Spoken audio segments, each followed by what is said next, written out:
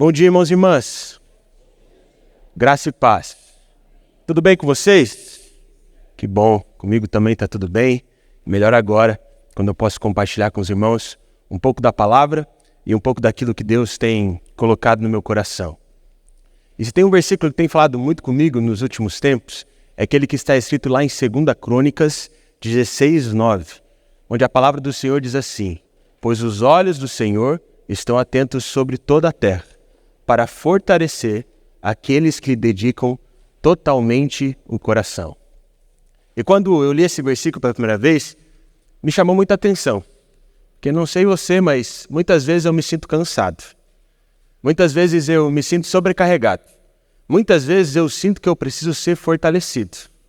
Mas o que esse texto diz é de que o Senhor fortalece aqueles que lhe dedicam totalmente o coração. Isso significa que se eu não estou sendo fortalecido, é porque eu não tenho dedicado totalmente o meu coração ao Senhor. E sabe o que eu acho que tem acontecido com a vida de muitos de nós? É que a gente está se dedicando a muitas coisas. A gente está fazendo muitas coisas. A gente tem muitos afazeres, muitas tarefas, e por isso parece que a gente não para, não ouve a voz de Deus, não obedece e, consequentemente, não vivemos o reino. E aí a nossa vida não vai para frente, porque o poder do Espírito não atua poderosamente através de nós. Mas apesar desse versículo ser um puxão de orelha, ele também nos incentiva.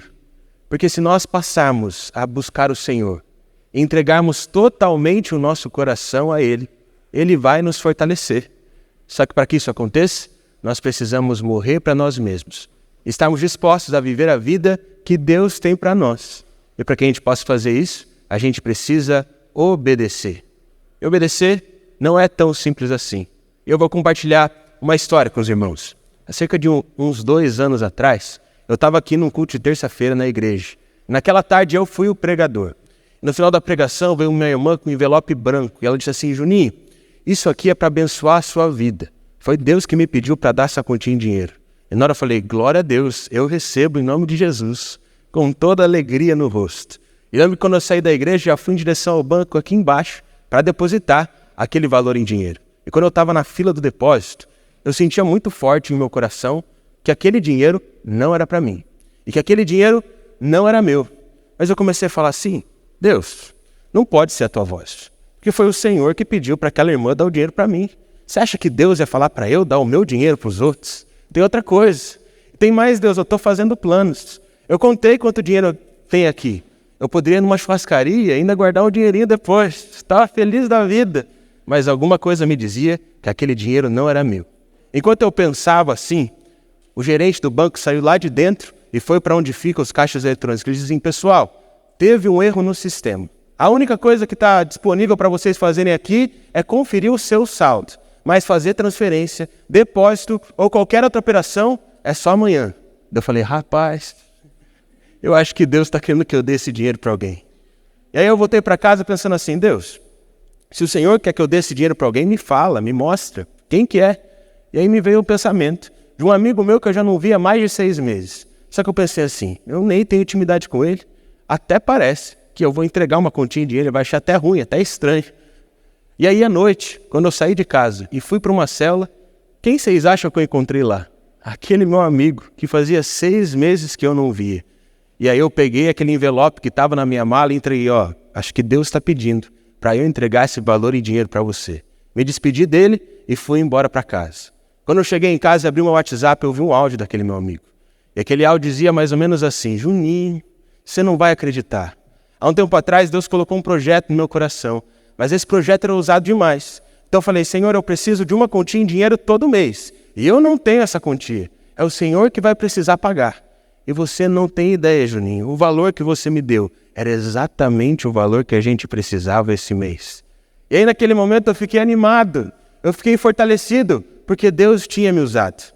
Eu não consegui ir na churrascaria, mas eu estava muito mais feliz por ter obedecido à voz do Senhor e por ter visto o reino de Deus se manifestando.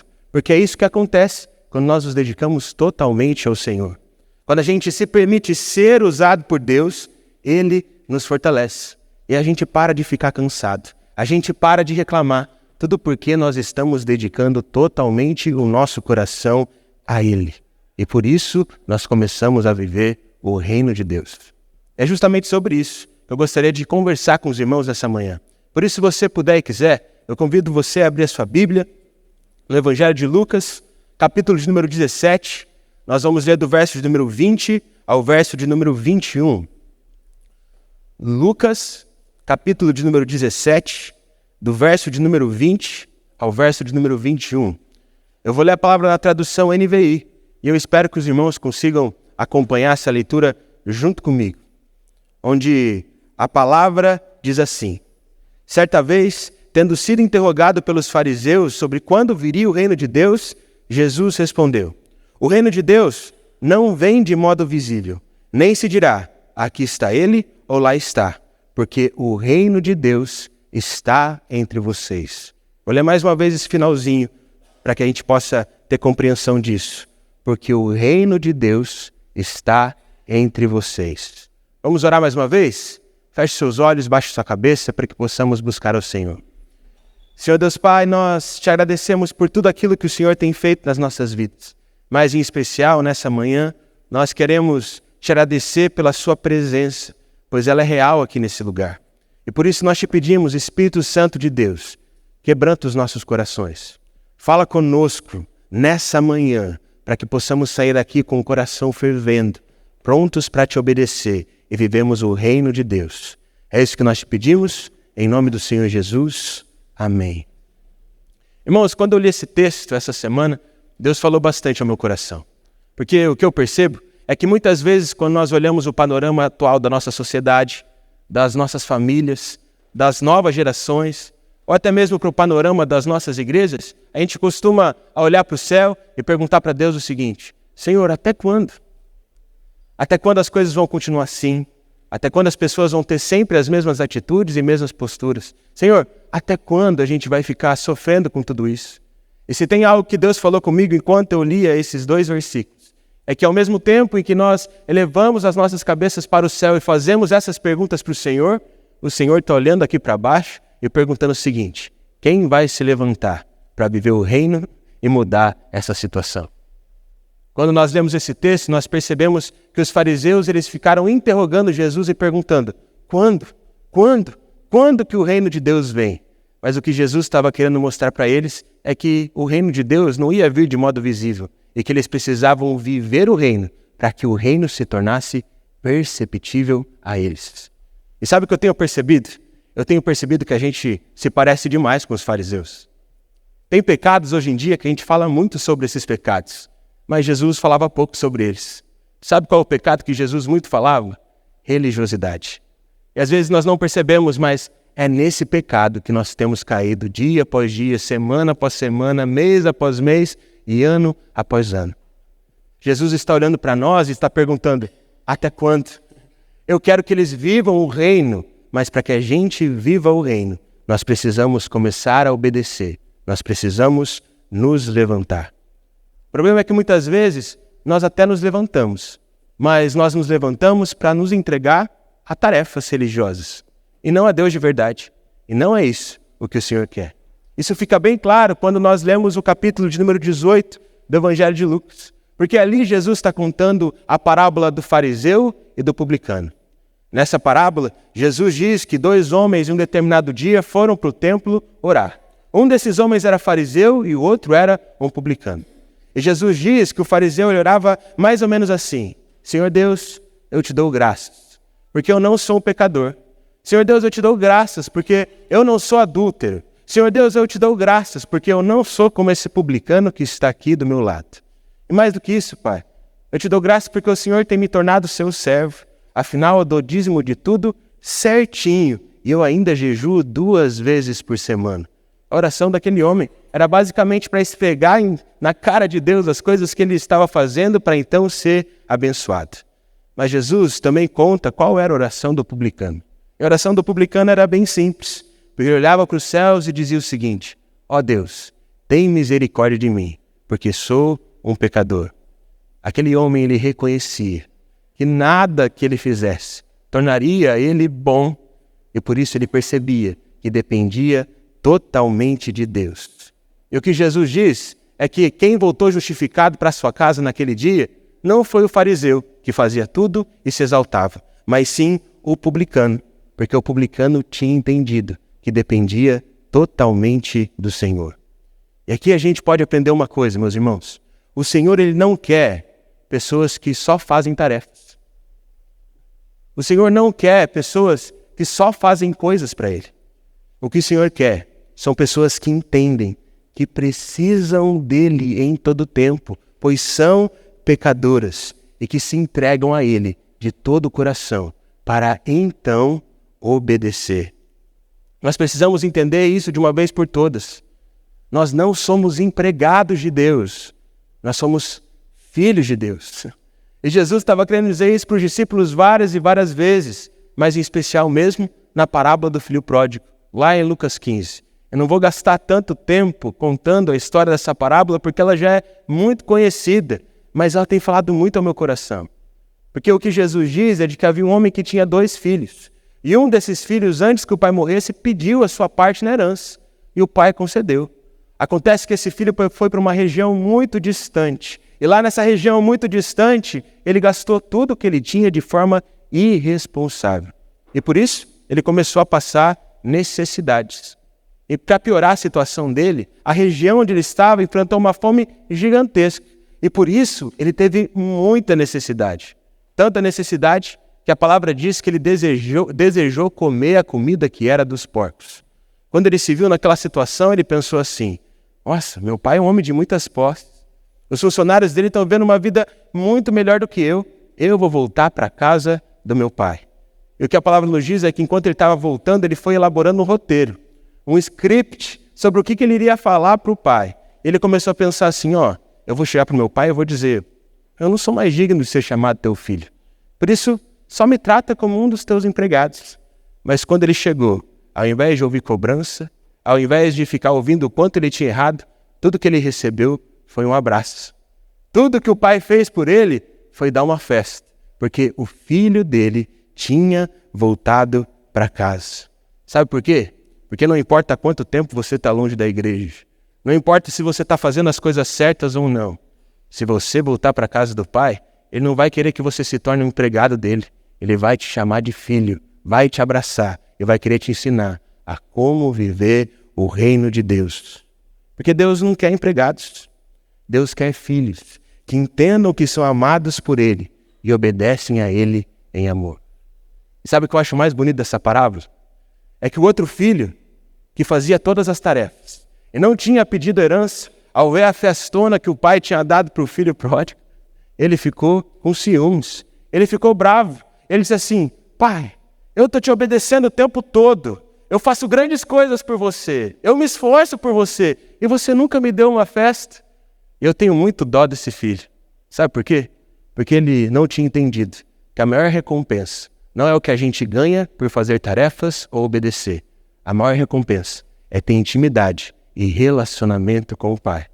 Porque Deus não quer empregados, Deus quer filhos que são amados por Ele e amam os outros também. E assim nós vivemos o reino de Deus. Resumindo, meus irmãos, eu percebo que a gente tem feito muitas coisas, mas Deus só nos pediu para fazer uma: permanecer. É isso que o Senhor Jesus queria que a gente fizesse. E a gente percebe isso lá em João 15. Primeiro no versículo de número 4. Porque Jesus diz para os seus discípulos assim: permaneçam em mim e eu permanecerei em vocês. Nenhum ramo pode dar frutos se não permanecer na videira. Vocês também não poderão dar frutos se não permanecerem em mim. E o que eu acredito que Jesus está querendo dizer aqui, não corram atrás de frutos. Não corram atrás de resultados. Só corram atrás de mim. E permaneçam em mim, que os frutos serão consequência. Mas muitas vezes nós escolhemos os resultados. Nós escolhemos os frutos e não Jesus. Mas ao mesmo tempo, no capítulo de número 15, Jesus também alivia um pouco a nossa consciência. Porque lá no versículo de número 16, ele diz para os discípulos assim: vocês não me escolheram, mas eu os escolhi para irem e darem fruto. Fruto que permaneça, para que o Pai lhes conceda o que pedirem em meu nome. Jesus sabia da nossa ingratidão. Jesus sabia que a gente não escolheria ele. Mas mesmo assim ele está dizendo, vocês não darão frutos porque vocês me escolheram. Vocês darão frutos porque eu escolhi vocês. Esses frutos serão duradouros, transformadores, e vocês viverão o reino, e o reino será vivido entre vocês. Mas permanecer muitas vezes é difícil, porque para permanecer, tem horas que a gente precisa esperar. E é justamente por isso que no final do versículo de número 20, Jesus diz para os fariseus e para os discípulos que estavam ali, de que o reino de Deus não vem de modo visível. Porque Jesus queria mostrar para aquelas pessoas que eles não iam obedecer agora e receber o resultado dali a 30 minutos. Não é igual ao iFood, que a gente pede a comida chega. Não é obedecer agora e receber a recompensa na semana que vem. Não, é continuar semeando. E quando a gente menos espera, a gente vive o reino. Jesus já tinha alertado isso para os discípulos lá em Marcos 4. Porque ele diz que o reino de Deus é como um semeador que semeia uma semente. E noite e dia, estando ele dormindo ou acordado, essa semente vai germinando e crescendo, embora ele não saiba como isso está acontecendo. Jesus está dizendo, só fiquem calmos, me busquem. Quando vocês menos esperar, vocês estarão vivendo o reino. Mas sabe o que acontece com a gente? Quando nada está acontecendo, ao invés de permanecer, a gente desiste. Ao invés de crer, a gente começa a murmurar. Não é verdade? Mas o que eu acho mais interessante é que a palavra do Senhor nos alivia. Porque não é algo só nosso. É a natureza humana. Porque isso aconteceu com Zacarias também. Zacarias, ele era o pai de João Batista. E o que a palavra diz é de que Zacarias ele era casado com Isabel. Ele era um sacerdote do Senhor e ele e a sua esposa obedeciam ao Senhor de forma irrepreensível. Eles não cometiam nenhum erro, eles eram servos amados do Senhor que amavam o pai. Mas mesmo obedecendo ao Senhor, eles não conseguiam ter filhos, que era algo que eles queriam muito. Até que um dia, Zacarias estava exercendo o seu sacerdócio. E enquanto ele estava lá no templo, um anjo veio na direção dele e disse assim, Zacarias, você terá um filho. E esse filho ele se chamará João. Ele virá no poder de Elias e vai preparar o povo para a vinda do Messias. Eu imagino o anjo contando aquilo com toda alegria. Mas no final da exposição, o que ele viu quando olhou para Zacarias não era alegria, mas incredulidade. Porque Zacarias diz assim, seu anjo, será que o senhor não está enganado? Porque eu já estou velho, a minha senhora também, a gente já tentou ter filho e não dá. Será que não é com outra pessoa não? E o anjo, ao ver a incredulidade de Zacarias, ele olhou para ele e disse o seguinte, você vai ver isso acontecendo. Mas você não vai poder falar até o dia que isso acontecer. Por isso ele ficou quietinho, sem murmurar. Quando eu ouço essa história, às vezes eu falo, Deus, me deixa mudo, porque eu reclamo demais. E mesmo sem poder falar nada, passou uns dias, Isabel engravidou. Depois de alguns meses, ela deu à luz ao filho, porque é o Senhor que faz. Não era Zacarias, nem Isabel. E o que a palavra diz é que no momento que o filho nasceu, todo mundo ficou revoltada com Isabel. Porque Isabel queria dar o nome do menino de João, porque era o que o anjo tinha falado. Mas aí o povo começou a falar, não pode ser João. Ninguém da família de vocês se chama João, tem que ser outro nome.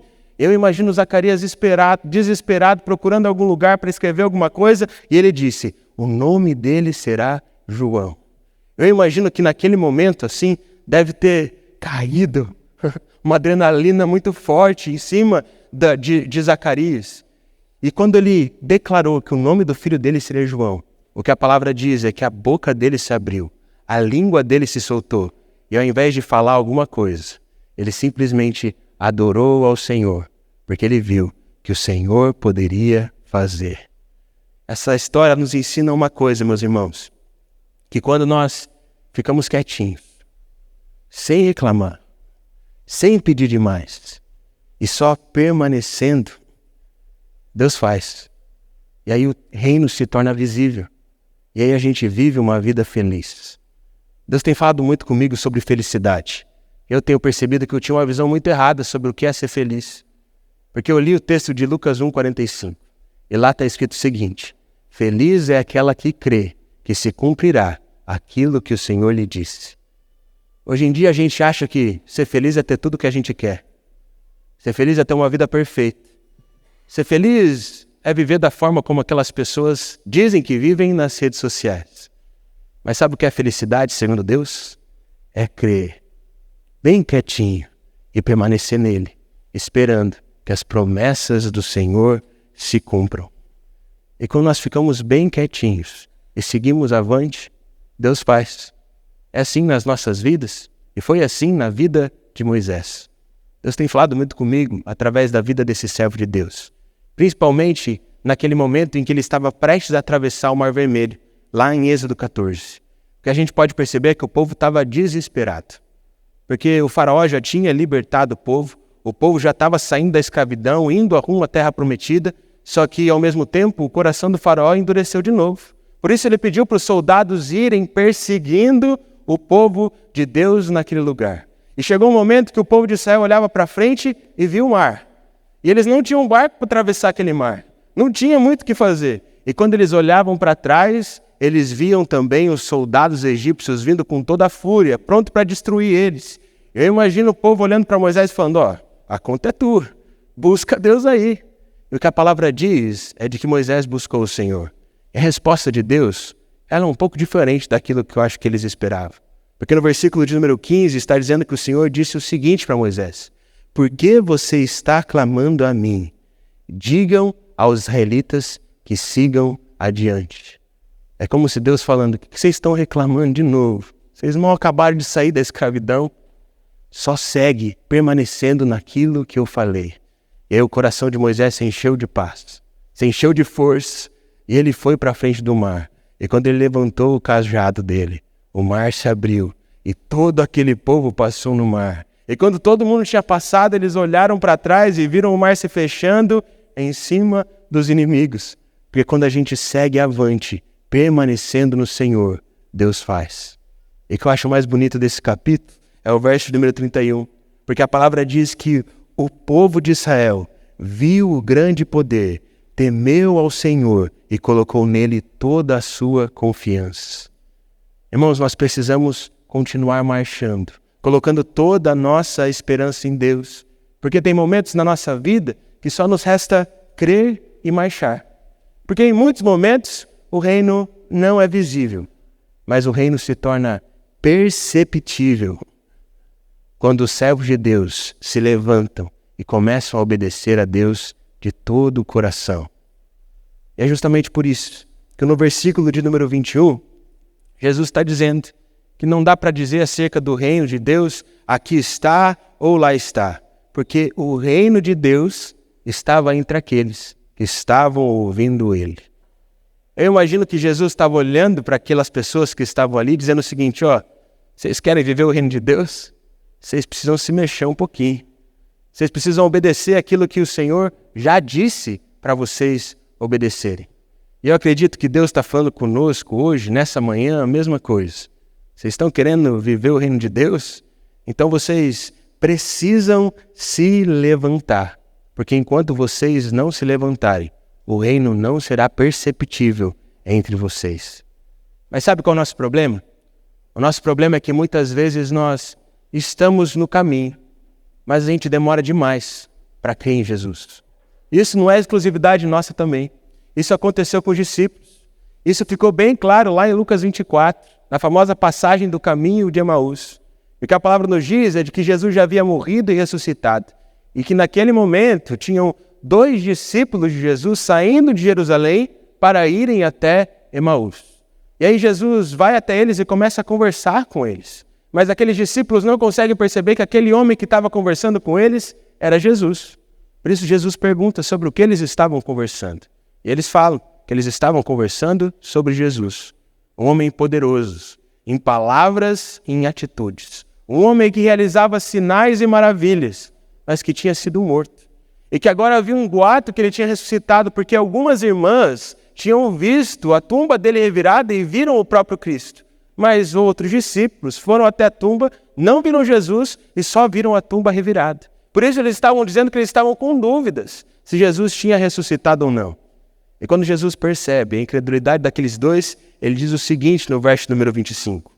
Como vocês custam a entender e demoram a crer em tudo que os profetas falavam. Ou seja, eles estavam no caminho, mas eles não botavam tanta fé no caminho. E muitas vezes a gente é assim, não é? Mas Jesus sempre tem uma resposta. Porque naquele momento houve a incredulidade daqueles irmãos. Sabe o que Jesus fez? Ele começou a expor as Escrituras. Ele começou a dar uma aula de Bíblia para aqueles dois. E os dois começaram a ficar animados de novo. O coração deles voltou a queimar. E aí Jesus começou a falar para eles, pessoal, eu tenho que ir. Deles, não, pelo amor de Deus, fica com a gente, por favor, que a gente quer ouvir mais do que você tem para falar. E naquele momento Jesus continuou expondo as Escrituras. Até que teve um momento em que Jesus partiu o pão. E quando Jesus partiu o pão, aqueles homens reconheceram que aquela pessoa que estava conversando com eles era Jesus. E quando eles viram Jesus, Jesus simplesmente desapareceu. Eu não sei vocês, irmãos, mas eu fico imaginando a reação dos dois. Um olhando para o outro, sem saber o que tinha acontecido. Eu imagino que depois de algum silêncio, depois de uns segundos de silêncio, um olhou para o outro e disse o seguinte: ei, não ardia o nosso coração enquanto ele nos expunha as Escrituras? O que esse texto fala conosco, meus irmãos, é de que não adianta a gente seguir firme no caminho se a gente não tem um coração queimando de amor por Jesus. É isso que Ele quer fazer nessa manhã. Queimar os nossos corações. Não para que a gente só siga o caminho, mas que a gente tenha o nosso coração totalmente voltado para Ele. Porque é só assim que se vive o reino de Deus. E muitas vezes decidir viver o reino de Deus é difícil. Porque a gente tem que fazer coisas que a gente não queria fazer. A gente tem que amar pessoas que são difíceis demais de amar. Mas a gente quiser viver o reino, a gente tem que fazer isso. E eu me lembrei de uma história enquanto preparava essa mensagem. No final da pandemia, tinha uma irmã aqui da igreja que estava passando por um momento muito difícil. E ela sempre pedia oração para mim, para minha avó, e eu e a minha avó, a gente sempre orava por ela. A gente oferecia visitas para essa irmã, e ela falava, não, estou me sentindo muito bem cuidada por vocês, mas eu ainda não tomei algumas previsões que eu tinha que tomar, algumas precauções que eu tinha que tomar, por isso eu estou com muito medo de acabar pegando esse bichinho aí. E a gente, não, tudo bem. E nós continuamos orando por aquela irmã todos os dias. É onde eu cheguei na casa da minha avó, porque a célula ia ser na casa dela. Normalmente a gente faz a célula lá porque o lanche é muito bom, irmãos. Então, um dia, se você quiser visitar a minha célula, visita no dia que é na casa da minha avó. E quando eu cheguei lá, a minha avó estava bem triste. E aí eu perguntei para ela o que tinha acontecido. E ela disse o seguinte, lembra aquela pessoa? Eu falei, lembro. Então, fiquei sabendo que hoje teve uma reunião lá da igreja, e ela começou a falar. Ela disse o seguinte, lembra, irmãs, que eu passei aquele momento difícil na pandemia? Ninguém me ligou. Ninguém me ofereceu uma visita. Ninguém orou por mim. Por isso, eu não sei se eu estou animado para voltar para as atividades da igreja. Eu confesso para vocês, quando a minha avó falou aquilo, eu fiquei com um sentimento ruim no coração em relação àquela irmã, mas ruim mesmo, irmão. Ela vinha, bom dia, irmã Graça, e fala, sabe aquela coisa meio automática? Fiquei com um sentimento ruim mesmo. E aí passou umas 2 semanas. E quando eu cheguei na casa da minha avó, dessa vez ela não estava triste. Ela estava feliz e estava se organizando. Sabe para quê? Para levar aquela irmã para uma clínica que ela tinha que ir. Ajeitando umas burocracias para aquela irmã. E eu fiquei indignado com a minha avó. Falei assim, meu Deus, como que pode? E quando eu estava pronto para falar assim, vó, para de ser boba, olha o que essa pessoa fez com você. O Espírito Santo puxou minha língua. Ele disse basicamente o seguinte, bobo é você, que não se entrega totalmente a mim e às pessoas para viver o reino de Deus. A gente só faz coisas para Deus desconfortáveis quando a gente tem o coração queimando por Jesus. E muitas vezes a gente deixa o nosso ego, a nossa vontade, ser mais latente em nosso coração do que nosso amor pelo Senhor. E enquanto é assim, a gente não vive o reino, porque a gente precisa morrer para nós mesmos. E teve um tempo atrás que eu decidi morrer para mim mesmo. Só que tem sido difícil demais. Eu sempre digo aquela piada, né? Que o velho homem, ele achava que ele ia morrer no batismo, mas pelo jeito o miserável sabia nadar, porque ele me incomoda todos os dias. E eu lembro que teve um final de semana que foi muito puxado aqui na igreja. Eu tive que pregar algumas vezes, fui para outro lugar, aceitei o convite de ir, e chegou segunda-feira, eu estava muito cansado, sobrecarregado demais. E é folga pastoral, né? Por isso eram umas 9 horas, eu ainda estava na cama lá deitado. E normalmente eu costumo planejar minha semana na segunda. Então eu vou lá e mando mensagem para os irmãos que eu vou visitar, mando mensagem para os irmãos que eu vou fazer discipulado. Só que naquele dia eu estava tão cansado, tão triste, tão bravo com Deus porque Ele não me dava fruto, que eu não queria mais planejar minha semana. Eu lembro que eu estava tão revoltado que eu falei, quer saber, eu vou ficar aqui orando. Não sei vocês, mas quando eu estou bravo com vontade de chorar, eu pego minha coberta assim, coloco em cima da minha cabeça e fico ali. Eu comecei a dizer, Deus, eu estou te obedecendo. Eu estou me entregando para o Senhor. O Senhor me pediu para fazer essas coisas. E eu não tenho dúvida de que eu estou fazendo a sua vontade. Mas posso falar uma coisa para o Senhor? Está difícil demais. E hoje, eu estou tão triste, eu estou tão cansado, que eu acho que se não for pela sua força, eu não vou conseguir nem levantar da minha cama. Por isso, Deus, me dá um sinal. Me mostra. Dá um sinal de que o Senhor está comigo. E quando eu acabei de fazer essa oração, eu fiquei em completo silêncio. Passou uns 10 segundos e eu senti o Espírito do Senhor falando comigo. Ele disse basicamente assim, meu filho, você quer um sinal? Eu disse, quero.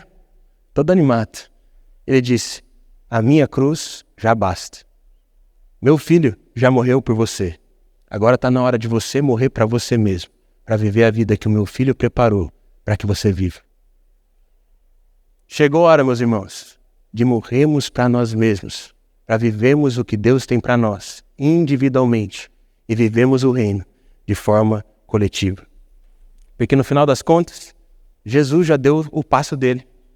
Agora somos nós que precisamos dar o nosso passo. Porque no final das contas, não é sobre quando o reino de Deus vem, mas é sobre quem vai se levantar para que o reino de Deus venha. Por isso eu tenho um desafio para você nessa manhã. E se além de seguir o caminho, hoje a gente decidisse crer. Sabe, se além de permanecer no caminho, hoje a gente decidisse ter fé, acreditar mesmo, de verdade. E se hoje a gente decidisse acreditar que o mesmo Deus que abriu o Mar Vermelho é o nosso Deus. Se a gente decidir crer que aquele Jesus que ressuscitou a filha de Jairo naquele dia é o Jesus que está aqui, de verdade, não de forma figurada, mas Ele está aqui, entre nós. E se a gente decidisse hoje acreditar e crer de todo o coração de que o Espírito Santo de Deus que ressuscitou Jesus dos mortos habita dentro de cada um de nós, e se a gente decidisse acreditar nisso de verdade, o que aconteceria aqui? Irmãos, eu sonho com esse dia. Mas se tem algo que Deus fala comigo é que viver é muito melhor do que sonhar. Mas para que isso aconteça, a gente precisa se levantar. Por isso, nesse momento, se nessa mensagem, você se sentiu mobilizado a querer viver o reino de Deus na sua vida, eu queria que você se colocasse de pé. Se você decide permanecer no Senhor, e se você quer viver o reino através de você, através de nós, fica de pé no seu lugar. Mas não levanta só porque todo mundo está se levantando. Dá uma resposta para Ele e fala, Senhor, eu estou aqui. Porque o reino de Deus não é visível, mas ele vai se tornar perceptível se cada um de nós nos levantarmos e seguirmos o caminho com o coração ardendo por Jesus. Por isso, nesse momento, feche os seus olhos. Estenda suas mãos para frente como se você fosse receber algo do Senhor nessa oração. E para ser bem sincero, irmãos, eu não sei o que orar agora, mas eu acho que o Espírito Santo vai me dar as palavras.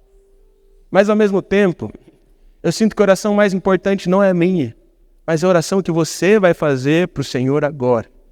Por isso eu vou ficar alguns segundos em silêncio. Eu quero que você faça essa oração. Mostra para o Senhor o quanto você deseja viver o reino. Mostra para Ele que você crê, mostra para Ele que você quer seguir o caminho, mas você quer seguir o caminho com o coração queimando. Porque o Senhor aguarda o nosso levantar. Porque Ele está pronto. E nós nunca estaremos prontos. Nós só precisamos nos levantar. O resto, Ele faz. Por isso, nesse momento, enquanto eu faço a minha oração, faça a sua oração também. Senhor Jesus, nós te agradecemos, ó Pai. Te agradecemos pelo seu amor, pelo seu cuidado. Te agradecemos porque o Senhor morreu por nós naquela cruz e nos deu vida. Mas em especial, Pai, nós te agradecemos porque o véu se rasgou. E por mais que alguns insistam em costurar, nós rasgaremos eles novamente. Por isso aqui, Pai, nesse momento, o Senhor encontra corações rasgados. corações desejosos de viver o seu reino. Por isso, Pai, planta em nós um desejo insaciável pelo seu Espírito. Planta em nós, Pai, um desejo insaciável por conhecer da sua palavra, e que esse conhecimento não seja apenas um conhecimento racional, mas que cada irmão que está aqui nessa manhã tenha encontros poderosos com o Senhor, Pai. Eu não sei o que eu preciso fazer aqui, Pai, mas eu peço para que o Senhor faça com eles aquilo que aconteceu comigo naquela noite, Pai, para que eles sejam cheios do seu Santo Espírito e vivam o reino de Deus. Por isso, Pai, nós queremos dizer que o Senhor é nosso dono. O Senhor é dono dessa igreja e nós não queremos fazer nada, nós só queremos permanecer. Porque sim, nós temos muitos desejos, mas o nosso maior desejo é viver o reino de Deus. Por isso, Pai, nessa manhã rasga os céus e desce. Venha com a sua glória, transforma as nossas histórias, Pai. Transforma a nossa história. Porque se o Senhor procura por pessoas dispostas a se levantarem para viver o reino, aqui estamos nós. Custe o que custar, nós estamos dispostos a entregarmos a nossa vida em Tuas mãos e para, obedecendo ao Senhor, possamos fazer discípulos em todas as nações. Pai, toca o coração de cada irmão que está aqui e transforma as nossas vidas. Aviva os nossos corações. Faz o nosso coração queimar de amor por Jesus. E para que a nossa história seja transformada para a honra e glória do Seu nome. É isso que nós te pedimos. Em nome do Senhor Jesus. Amém. Recebam a bênção, meus irmãos. Que a graça do Senhor Jesus, com o amor de Deus, nosso Pai, que a comunhão, que a consolação e que a capacitação do Santo Espírito de Deus estejam com vocês, hoje e para todo sempre. Amém. Deus abençoe, irmãos.